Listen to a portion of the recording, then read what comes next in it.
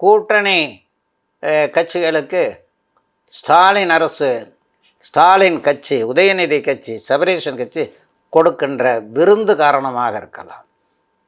அவர் அறுசுவை விருந்துகளை கொடுக்கலாம், ஆனந்தமாடி கொண்டாடக்கூடிய அளவுக்கு விருந்துகளை தரலாம்.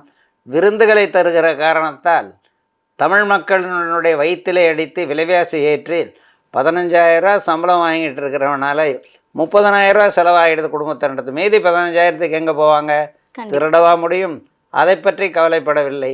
ஏழைகளின் வயிற்றில் அடித்து தங்கள் குடும்பத்தை கொடுக்க வைக்க ஏகப்பட்ட ஊழல்களை செய்கிறார்கள். கொள்ளை கோடி கோடியாக அடிக்கிறார்கள்.